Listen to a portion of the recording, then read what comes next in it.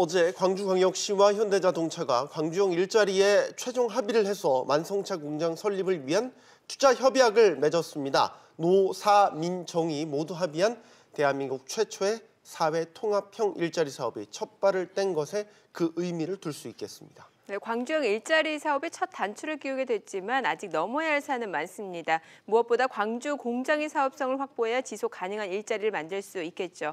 국내외 자동차 시장 사정이 좋지 못했기 때문에 낙관만 하고 있기도 어렵습니다. 관련해서 자세한 이야기 전문가와 해보겠습니다. 선문대 자동차공학부 최영석 겸임 교수입니다. 어서 오세요. 안녕하십니까. 안녕하세요. 일단은 의미를 부여할 수 있을 것 같습니다. 어떻게 보십니까? 네, 일단 출발은 했습니다. 출발은 결국 했습니다. 네.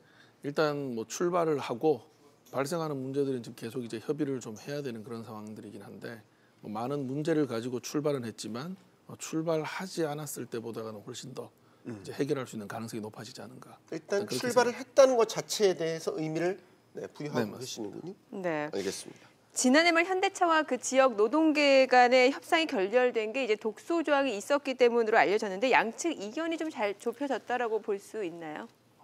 이견이 좁혀졌다기보다는 이제 서로 할 말을 다 하는 걸 담았다라고 보는 게 맞고요. 작년에 결렬됐던 이유가 이제 35만 대까지는 그 임단협을 유예한다라고 돼 있었고 현대차는 이제 그 조항을 없애는 걸 거부했고요. 근데 이번에 이제 타협하게 된 이유 중에 하나는 그 조항은 그대로 놔두고 그렇지만 이제 좀 연기할 수 있다라는 취지가 이제 추가가 됐기 때문에 일단 한번 해보자 하는 그런 분위기로 보입니다. 그런 걸 보면 이제 아직은 아슬아슬하다, 뭐 살얼음판이다 이렇게도 볼 수 있는데 지금 문제가 노조예요. 현대차 노조가 아시겠지만 광주형 일자리에 대해 굉장히 반대를 해 왔는데 이 노조의 반발 어떻게 잠재울지 이거 변수 아닙니까? 네, 사실 노조 입장에서도 충분히 할 말이 있는 거기 때문에 이 부분들을 그냥 계속 무시할 수도 없고요. 또 그렇지만 그들의 노조만을 또 바라볼 수도 없는 상황이고 그래서 많이 지금 복잡한 건 사실입니다. 네. 복잡한 건 사실이죠. 지금 어제 저희 제작진이 민주노총을 비롯해서 현대차 노조와 계속해서 연락을 시도했는데 노조의 반응이 일단은 어떠한 대응도 일단 지금 하지 않겠다라고 하는 건 지금 내부적으로 굉장한 심사숙고 어떻게 대응할지에 대한 판단을 한다는 건데 저희가 결국에는 전화 연결을 하기로 이뤄냈습니다. 저희가 지금 노조원들 정확히 어떤 상황인지 금속 노조 측 연결해서 이야기 들어보도록 하겠습니다. 하영철 정책국장입니다. 안녕하십니까? 안녕하세요. 한국노총 다른 입장 이 부분도 좀 짚어봐야 되지 않을까 싶거든요. 그동안 노동계와 예. 그러니까 민주노총, 그러니까 저희 금속노조에서는 계속 반대하는 것이 이 자동차 산업 전반적인 먼저 나무를 보지 말고 라고 보시는 겁니까? 어떻습니까?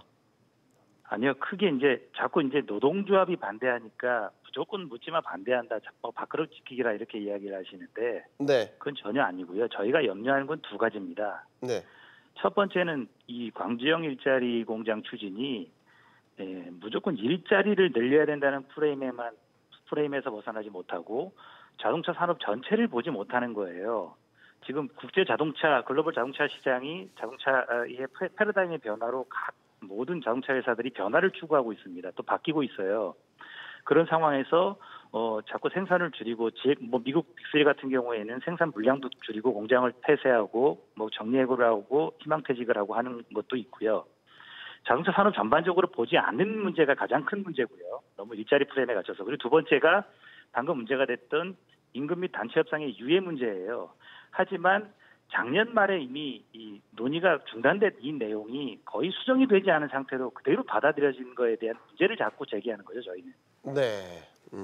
알겠습니다. 자, 그런데 지금 정부의 의지를 보면은 이제 제2, 제3 광주형 일자리가 나올 것 같은데 금속노조 입장에서 앞으로 풀어갈 산이 굉장히 많은 것 같아요. 예, 그렇습니다. 이게 지금 이 정확한 이 투자 협약의 내용이 밝혀지지 않고 있는데요. 가장 문제가 현대차는 지금 한 530억이라는 아주 작은 돈만 7천억 중에서 투자하는 겁니다. 그런데 그 내용을 지금 알려진 대로 보면요. 아직 언론에서 잘 보도가 되지 않고 있는데 그마저도 현대차가 광주시 투자금 21%하고 또 산업은행이나 이런 개인 투자자들의 60%를 유치를 끝내야 나머지 530억도 납부하겠다는 걸로 되어 있어요. 그리고 신설법인에서 지금 만들어진다 하더라도 신설법인에서 연간 7만 대를 보장한다는 문구 자체도 아예 빠져 있습니다. 그러니까 현대차는 언제든지 지금 정부에서 워낙 압박하고 하니까 어쩔 수 없이 발을 담그긴 했지만 언제든지 빠져나갈. 그러니까 계속해서 이야기하는 건 고위직도 고위 관리자도 하는 것이 이것은 엄연히 뭐 위탁 생산일 뿐이고 경영에 관여하지 않는다는 내용만 반복하고 있거든요.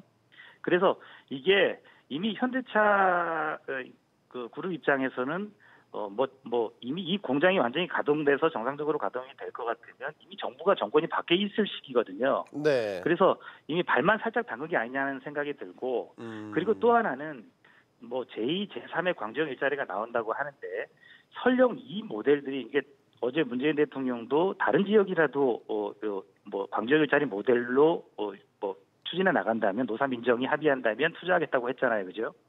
그런데 이것들이 이제 지자체별로 저임금 유치로 해서 서로 경쟁적으로 유치할 가능성이 있기 때문에 우린 전반적으로 노동자들의 임금 하락에 주범이 될 것이라는 것에 가장 큰 우려를 하고 있는 겁니다. 그런데요, 좀 조심스럽긴 합니다만 공격적으로 질문을 드리겠습니다. 예. 지역 민심을 좀 전해드리면 일단 광주 지역 뭐 젊은이들을 중심으로 이게 이제 광주형 일자리가 위기를 겪었을 때 없던 일이 될까봐 굉장히 걱정을 많이 하고 있다. 그리고 이제 예. 광주형 일자리가 타결이 되니까 뭐 지금 실업자가 많은 군산 지역이나 뭐 다른 거제 이런 지역에서도 우리도 제2, 제3의 이런 사회적 일자리 모형을 만드는 게 어떠냐 이런 지금 요구도 나온다고 들리고 있습니다. 그런데 예. 이게 노조가 지금 반대를 하고 있다라는 구조로 가고 있다는 말이죠. 이런 지역에 대한 지역에서 나오는 이 불만, 비판의 목소리도 분명히 있다는 것 알고 계실 것 같은데 어떤 말씀 해주시겠습니까? 예, 그 현대차 입장에서는요 오히려 연초에 발표했던 그 성명서에 보면 보도자료를 보면 차라리 광주형 일자리 모델이 꼭 광주에 있으리라는 법은 없어요. 차라리 군산 공장이 지금 30만 대 공장이 지금 폐쇄된 공장이 있기 때문에 군산 공장을 아주 적은 비용으로 해서 다시 살려서 가동하는 방법도 좋은 방법이라는 주장을 했었고요. 그리고 지금 광주 같은 경우에는 광주의 젊은이들의 높은 실업률을 낮추기 위해서 광주형 일자리를 추진했다고는 하나 예를 들어 보십시오. 광주형 일자리가 어제 투자 협약식을 맺고 공장을 짓는다고 가정을 합시다. 그러면 거기에 일할 노동자들을 모집을 해야 되잖아요. 그 모집은 지금부터 모집하는데 광주에 있는 청년들, 실업 청년들만 지원하세요 할 수 있습니까?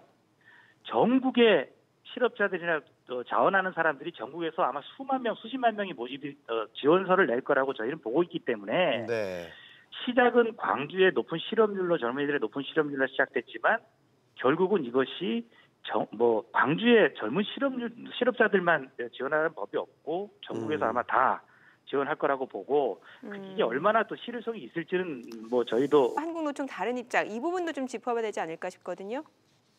예. 그러니까 민주노총, 그러니까 저희 금속노조에서는 계속 반대하는 것이 자동차 산업 전반적인 나무를 보지 말고 숲을 보고 장기적으로 이제 좀 더 논의를 하고 충분한 전망을 가지고 하더라도 진행을 해야 된다는 주장을 했었던 거고. 한국노총 같은 경우에는 사실상 한국노총에는 자동차 완성사가 없어요. 부품사 일부가 있는 것뿐이에요. 수급된 게. 그러니까 자동차 산업을 제일 잘하는 건 저희 고용과 이런 문제를 제일 잘하는 건 민주노총 저희 금속노조예요. 그런데 지금 한국노총이 일단 뭐에 홀렸는지 작년에 이 어그러진 이 투자 협약이 갑자기 문구도 바뀌지 않았는데 동의했다고 하는 것은 일단 노동자들의 권리, 노동 상권을 보호해야 할 한국노총이 이걸 다 내팽개쳤다고 저는 보고 있고요. 차라리 뭐 일자리나 경제 살리기 할 것 같으면 지금 뭐 경로사유에도 한국노총이 그냥 경제가 살아날 때까지 그냥 정부하고 사용자에 다 위임을 뿌리지 왜 거기 들어간다고 하는 거예요? 저희는 도대체 이해가 되지 않고요. 저희는 그러니까 한국노총이 사실상 노동자의 권리를 포기했다고 저희는 판단하고 있습니다. 앞으로 어떻게 대응하실 계획이에요? 예, 그래서 어제 그 광주시청 앞에서 저희 금속노조와 현대기아차 노조 간부들이 와서 규탄 결의대회를 했지만 그 자리에서 바로 금속노조 위원장과 현대기아차 지부장이 모여서 그 자리에서 바로 논의를 했어요. 그 결과는 원래 당장 오늘 부분 파업을 통해서 입장을 총파업을 통해서 밝히려고 했지만 사실상 내일부터 설 연휴기가 있잖아요. 그래서 현실적으로 큰 효과는 없다고 보고 일단 파업은 유보가 된 상태고요.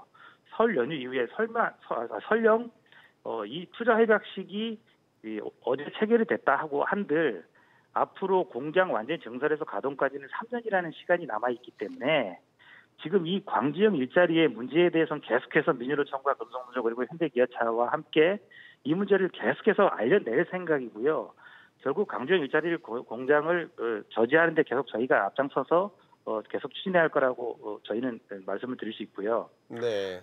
그리고 또 하나는 이제 설 연휴 이후에 현대기아차가 각각 회사 측에다가 광주형 일자리와 관련해서 원화청 총고용을 보장을 요구하는 특별고용안정위원회 소집을 요구할 겁니다. 네. 그래서 그 안에서 충분히 회사에 이 투자하게 된 타당성을 검증을 할 생각이고요. 그리고 앞으로도 우리는 자꾸 이제 장외에서라도 이 문제를 자꾸 알려내고 민주노 총과 함께 지속적으로 여대 투쟁을 할 생각을 가지고 있습니다. 국장님 추가 질문 하나 드릴게요. 네네. 어제 협약식에 문재인 대통령 참석했잖아요. 예예. 그건 어떻게 보세요? 아시겠지만 정부와 노동계 간 긴장감이 고조되고 있는 상황이기 때문에 추가 질문으로 좀 드려보는 겁니다. 예, 저는 그렇게 봅니다. 어제 지금 문재인 대통령이 지지율이나 지금 김경수 지사 구속이라든가 여러 가지 문제로 지금 코너에 몰려 있잖아요. 네. 경제가 살아나지도 않고 고용률도 늘어나지 않고 문재인 대통령이 가장 핵심으로 주장했던 일자리를 늘리겠다는 거가 전혀 현실적으로 나타나지 않기 때문에 설 전에 민심이나 이런 행보를 위해서 일자리 이 협약식에 직접 본인이 직접 나오면서 민심을 끌어올리기 위한 행보가 아닌가 저희는 그렇게 판단합니다. 네, 알겠습니다. 알겠습니다. 오늘 말씀 감사합니다. 네, 감사합니다. 네, 금속노조 하영철 정책국장과 전화 연결해봤습니다. 네, 전반적으로 어떻게 들으셨습니까? 일단 논리적으로는 다 맞는 말씀이고 예. 그들의 입장에서는 충분히 저렇게 이제 주장할 수 있는 부분들이 있다라고 일단 생각은 되고요. 네. 하지만 노조들의 입장 자체가 이제 두 개로 분리됐다는 것 자체는 그걸 바라보는 시각이 이제 달라졌다 네. 하는 부분들이 이제 가장 큰 거죠. 예, 이 부분은 어떨까요? 광주형 일자리 사업이 추진하는 게 바로 이제 경영 SUV 시장 아니겠습니까? 이미 포화됐다라는 분석들도 많이 나오고 있고 또 노동계의 주장도 그 부분 아니겠습니까? 여기에 대해서는 좀 경쟁력이 있다라고 보여지세요? 일단 경차형 SUV는 나와본 적이 없습니다. 그렇기 때문에 이제 그 차는 나와 봐야지 사실 알 수는 있는데 네. 일단 지금 자동차 시장 자체가 SUV 쪽으로 가고 있는 건 맞고요. 네. 해외 해외 경쟁사 같은 경우들에도 이제 특히 일본 쪽에서는 이제 경영 SUV가 인기가 있는 그런 상황이고 또 현대차 입장에서는 지금 이제 다른 공장에서 생산되고 있는 라인의 제품을 밖으로 빼는 거는 사실 노조 입장의 반대를 명분을 만들어주기 때문에 그리고 특히 이제 기아 같은 경우에는 이미 경차는 외주 생산을 하고 있습니다. 그래서 큰 틀에서 봤을 때는 큰 문제 없는 뭔가 하나를 이제 빼고 거기에 나오는 물량을 나올 수 있는 그런 형태의 이제 모양새를 갖추기 위해서 간 것이다라고 보고 있고요. 결론은 이제 현대차 입장에서는 가장 베스트 초이스를 해서 제안을 했는데 실제 이제 이 문제는 차가 팔리는지는 다른 문제거든요. 네. 그래서 그 차가 과연 얼마나 팔릴지는 조금 이제 두고 봐야 될 거로 생각을 합니다. 소형 SUV가 우리 출시된 적이 없나요? 예, 정확하게 말하면 경차형 SUV죠. 경차형. 100이랑 1000cc 네, 미만을 맞습니다. 말하는 거죠. 저 생각에 브랜드명을 얘기해도 될지 모르겠는데 이제 티볼리 같은 그런 것도 소형 SUV. 이제 거기까지만 보더라도 소형이고요. 지금 말하는 건 정확히 말하면 경차형이기 때문에 더 작은, 네, 더 배기량이 작은 네. 경차형. 지금 현재 국내 경차 같은 경우는 이제 기아의 모닝이 있는데 이제 그 차 정도 되는 SUV다라고 보시는 게 맞죠. 알겠습니다. 이게 이제 광주형 일자리가 의미가 있다고 저희가 계속 말씀을 드리는 게 이제 기업, 지자체, 그다음에 정부 이제 이런 주체들이 함께 만들어낸 이제 사회형 상생 모델이잖아요. 그런 점에서 의미가 있다고 저희가 계속 얘기를 하는 거기 때문에 교수시니까 학계에서는 이런 모델을 어떻게 평가를 하는지 궁금한데요. 일단 지금 현재 여러 가지 상황들을 봤을 때 일자리를 늘리는 건 필요한 거고요. 네. 일자리를 늘리면은 임금 부분이라든지 이런 부분들은 조금 손해를 볼 수 있겠지만 어쨌건 새로운 시도를 해야 된다는 절박함은 전부 다 동감을 하고 있습니다. 하지만 미완에 지금 합의 안 된 문제점들이 계속 있기 때문에 이제 이걸 어떻게 앞으로 해결해 나가느냐에 대한 것들을 훨씬 더 이제 우려와 기대를 보고 있는 그런 상황입니다. 네. 자, 그러면 자동차 산업에 대해서 좀 여쭤볼게요. 사실 지금 완성차 업체가 뭐 대내외적으로 점유율이 좀 지속적으로 하락하고 있기 때문에 자, 그렇다면 이 광주형 일자리가 이런 자동차 완성차 업체는 어떤 영향을 줄 거라고 보세요? 일단 뭐 액면 그대로 이야기를 드릴 경우에는 이제 현대차 같은 경우에는 그 경차는 현재 지금 이제 고비용 구조에서 생산을 못했기 때문에 진입할 수 없는 시장이었습니다. 네. 그래서 이제 싸게 생산해서 새로운 세그먼트를 진입한다는 거는 이제 시장을 확대시켜 보겠다는 그런 전략이기 때문에 가능은 할 것 같은데요. 네.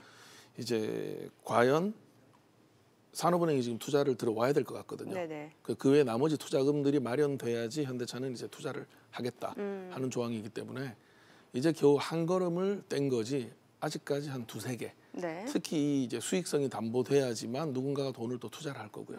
그런 상황에서 공장이 계속 잘 돌아가 줘야지 자동차 회사에서는 계속 물량을 줄 수 있거든요. 네. 어제 아시겠지만 대우조선해양 매각안이 발표가 됐습니다. 조선업도 자동차 산업에 앞서서 큰 위기를 겪었고 구조조정이 일어나고 있는 단계에서 빅3에서 빅2로 합쳐지는 뭐 큰 변화에 물꼬를 트는 셈이고 현대차도 예를 들면 자동차 산업도 광주형 일자리를 통해서 무언가 그 구조조정의 신호탄이 될 수도 있고 뭐 지금 너무나 위기라고 하니까 드리는 질문이에요. 그러니까 어떤 변화를 가져올 것인가? 그러면 뭔가 돌파구를 새롭게 마련하려고 계속 현대차도 수소차이기도 하고 여러 가지 이제 모색점을 찾고 있는 그런 단계 아니겠습니까? 이 가운데서 광주형 일자리에 타협안이 나왔단 말이죠. 네. 분명히 시사하는 바가 있다라고 보여지는 거죠. 그런 부분에 있어서.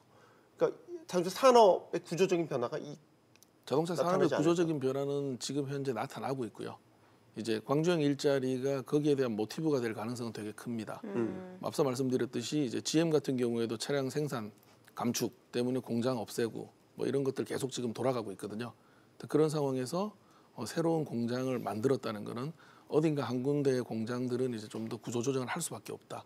비용에 따라서 경쟁력에 따라서 그러한 신호탄으로는 지금 보고 있습니다. 교수님, 우리 자동차 산업이 얼마나 위기인 거예요? 경보 단계로 5단계로 구분해 본다면 어디까지 위기? 지금 사실 한 4단계 정도까지 왔다고 보입니다. 4단 그렇게까지나 심각하게 봐야 되는 겁니다. 왜 그러냐면은 전반적으로 자동차 생산 대수를 줄이는 쪽으로 지금 가고 있고요. 예. 그리고 특히 이제 현대차 같은 경우만 보더라도 중국 쪽 지금 상당히 많이 안 좋습니다. 그리고 미국 같은 경우에도 많은 집 악재들을 만나고 있어요. 뭐 소송이나 여러 가지 이슈들 때문에 만나고 있어서 그 돌파구로 지금 이제 다른 시장들을 찾고 있는 상황이고요. 네. 국내 자동차 산업 봤을 때 뭐 GM 마찬가지 그런 상황이고 과연 이제 이 돌파구를 어떻게 헤쳐나가야 될지는 시장 자체가 줄어들고 있기 때문에요. 수소차 비전 선포는 그러면 좀 늦은 겁니까? 수소차 같은 경우에는 조금 더 빨리 할 필요는 있었다고 보고요. 그렇지만 지금도 뭐 그 골든타임의 끝자락을 잡았다. 내지는 끝자락을 잡았다고 우길 수 있다. 골든타임의 끝자락을 잡았다. 네. 혹은 잡았다고 우길 수 있다. 네. 네, 알겠습니다. 자, 그럼 다시 광주형 일자리로 좀 돌아가서 여쭤볼게요. 광주형 일자리 자체가 좀 중장기적으로 성공적인 모델이 되려면 어떤 부분이 조금 더 추가적으로 보완돼야 된다고 보십니까? 일단 이 부분은 제가 보기에는 정부의 정책 의지라고 생각을 합니다. 예. 많은 타협과 결국은 사람들 간의 문제이기 때문에 얼마만큼 이제 타협을 하고 양쪽 입장의 차이를 이제 줄일 수 있느냐에 대한 문제들인데 일단 뭐 첫 번째 이제 이 의미를 두고 봤을 때는 계속된 이제 노조 쪽의 반대 이런 부분들 중에 일부 노조에 해당되는 이제 노동자층에서는 지금 환영을 받고 있다는 거죠. 그걸 만들었다는 것만 봐더라도 일단은 스타트는 잘 됐다라고 볼 수 있습니다. 네. 자, 우여곡절 끝에 그래도 광주형 일자리 첫 발을 뗐습니다. 앞으로 행보 지켜보시죠. 최영석 교수였습니다. 감사합니다. 잘 들었습니다.